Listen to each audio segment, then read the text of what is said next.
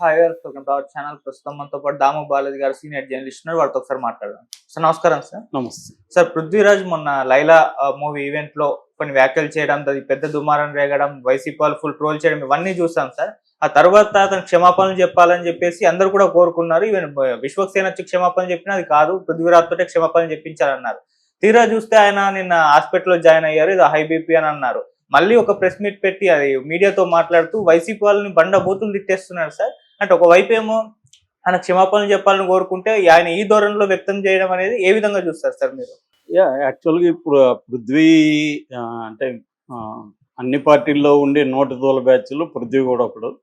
అన్ని పార్టీల్లోనూ ఇలాంటి వాళ్ళు ఎంకరేజ్ చేస్తారు నాయకులే. పవన్ కళ్యాణ్ ఎంకరేజ్ చేయకపోతే పృథ్వీ అలా మాట్లాడు కదా.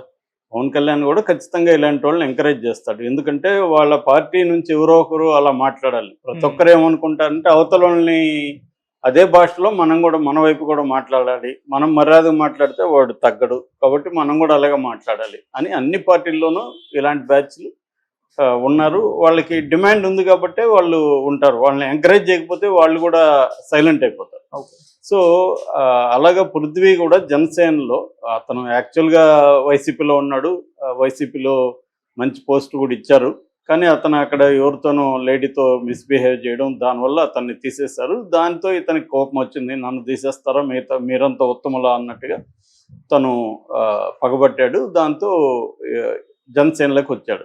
జనసేనలోకి వచ్చినప్పటి నుంచి ఇంకా అతని పగంతా కూడా వైసీపీ మీద. అతను జనసేనకి కాంట్రిబ్యూట్ ఏం చేశాడు నాకైతే ఇప్పటివరకు తెలియదు.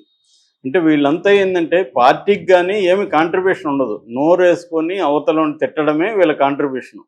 అలాంటి వాళ్ళు అన్ని పార్టీల్లోనూ ఉంటున్నారు. వీళ్ళు ప్రజలకైతే జీరో. ఇప్పుడు పృథ్వీ ప్రజలకి ఏమన్నా చేశాడంటే జీరో. అదేదో బిస్కెట్లు అట్లాంటివి ఇచ్చిన వీడియోలు ఏవో ఉన్నాయి పేద ప్రజలకి, అట్లాంటివి తప్ప అతను ఒక పార్టీ కార్యకర్తగా అతను ఏం చేశాడనేది మనకెవరికి తెలియదు.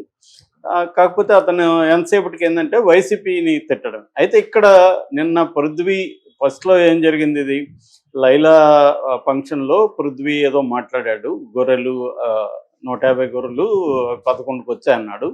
అది నిజంగా వదిలేసి ఉంటే ఎవరు కూడా గుర్తించి ఉండేవాళ్ళు కాదు, పట్టించుకొని ఉండరు. కానీ వైసీపీ వాళ్ళు ఏంటంటే వీళ్ళు ఆల్రెడీ వూండెడ్ అంటాం కదా, గాయపడి ఉన్నారు.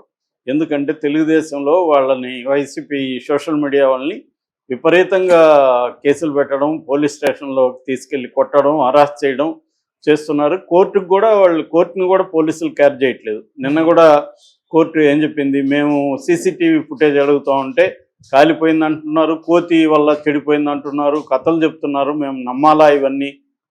మీరు ఎస్పీలకు చెప్తాము, ఎవ్రీ 15 డేస్కి ఒకసారి ఫుటేజ్ తెప్పించుకోవాలి మీరు, మేము అడిగినప్పుడే అది డ్యామేజ్ అయిపోయి ఉంటుంది అని కోర్టే కామెంట్ చేసిందంటే ఆంధ్రప్రదేశ్లో ప్రభుత్వం ఎలా డీల్ చేస్తుందో మనకు అర్థమవుతుంది. అంటే పోలీసులను ఉపయోగించుకొని వైసీపీ వాళ్ళని చితగ్గొడుతున్నారు, కేసులు పెడుతున్నారు, ఇవన్నీ చేస్తున్నారు. దాంతో వాళ్ళు తీవ్ర ఆగ్రహంతో ఉన్నారు. సో జగన్ వచ్చి ధైర్యం చెప్పాడు, మొన్న 2.0 అన్నాడు, నేనున్నాను అన్నాడు. వాళ్ళు కూడా లీగల్ టీం బాగా పనిచేస్తుంది. దాంతో వాళ్ళు ఏంటంటే వాట్మే ఒకసారి జైలు ఇవన్నీ పోకముందే భయం ఉంటుంది, పోయేసి వచ్చేసి నాకేముంటుంది, ఇంతే కదా, మనం కూడా డబ్బులు ఇచ్చి మేనేజ్ చేసుకుందాం, అదే పోలీసులకి డబ్బులు ఇస్తే మనకు కూడా మంచిగా ఉంటుంది, జైల్లో డబ్బులు ఇస్తే మంచిగా చూస్తారు, ఏమైతుంది అయిందని డిసైడ్ అయిపోయారు. ఆ కసిని ప్రదర్శించడం కోసం వాళ్ళకి 2 దొరికాయి. ఒకటి కిరణ్ రాయల్ ఇష్యూ, ఒకటి లైలా ఇష్యూ. దాంతో విపరీతంగా ఎప్పుడూ ఈ మధ్యకాలంలో లేనట్టుగా వాళ్ళు విపరీతంగా ఇచ్చారు. నిన్న కూడా ఒక తెలుగుదేశానికి సంబంధించిన ప్రముఖ జర్నలిస్ట్ వాపోతున్నాడు, అసలు మన తెలుగుదేశం సోషల్ మీడియా వేస్ట్, జనసేనది అసలు ఏం లేదు, మొత్తం యాక్టివ్గా ఉండేది ఇప్పుడు వైసీపీ సోషల్ మీడియానే అని వాపోతున్నాడు. అంటే వైసీపీ సోషల్ మీడియా ఆ మేరకు సక్సెస్ అయినట్టే కదా.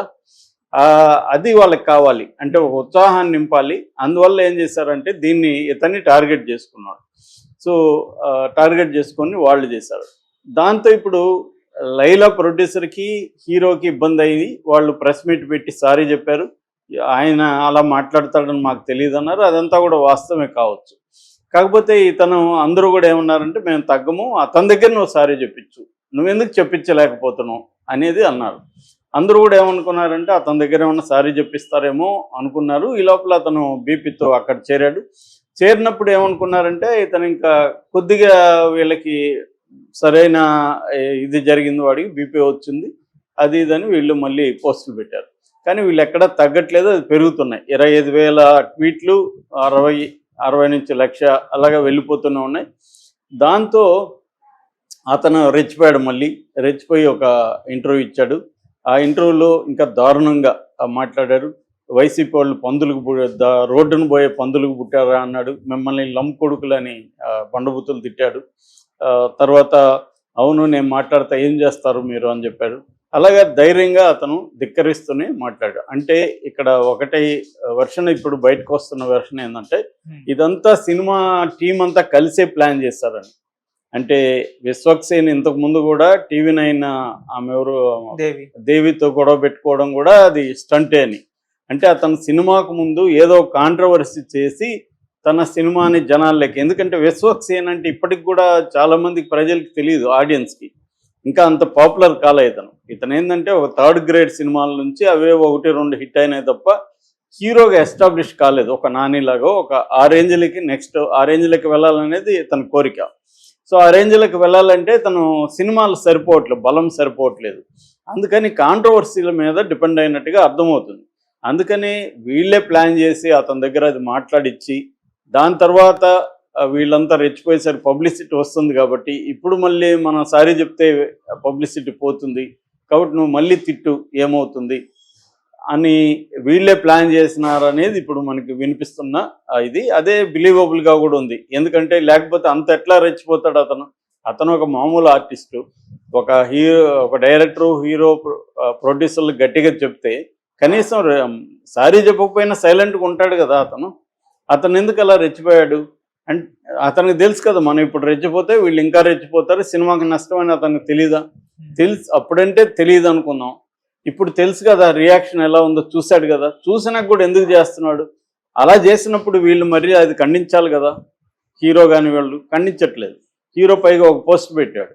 ఆ పోస్ట్లో ఏముందంటే అతను పాత ఇట్లా ఏలు పెట్టుకున్న ఫోటో కూడా ఉంది. అది నాది పాతదని చెప్తున్నాడు. పాతదని చెప్పాల్సిన అవసరం గమ్మున ఉండొచ్చు కదా. అంటే అతను మళ్ళీ బాయ్కాట్ లైలా అని పెట్టాడు. మళ్ళీ అదో విచిత్రంగా ఉంది. అంటే బాయ్కాట్ లైలా అనే దాన్ని బాయ్కాట్ చేయమని పెట్టాడు. అది నిజానికి అందరికి అర్థం కాదు, అది కూడా బాయ్కాట్ లైలా అనుకుంటారు.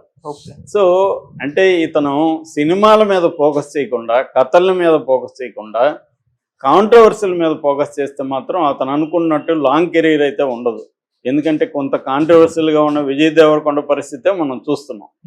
ఇక్కడ ఏంటంటే ఆడియన్స్కి at the end of the day నువ్వు మంచి పబ్లిసిటీ చేసావా, బ్యాడ్ పబ్లిసిటీ చేసావా అనేది కాదు, సినిమా బాగుందా లేదా అనేదే at the end of the day. Game changer ఏమైంది? గేమ్ చేంజర్ బ్రహ్మాండమైన పబ్లిసిటీ చేశారు కదా.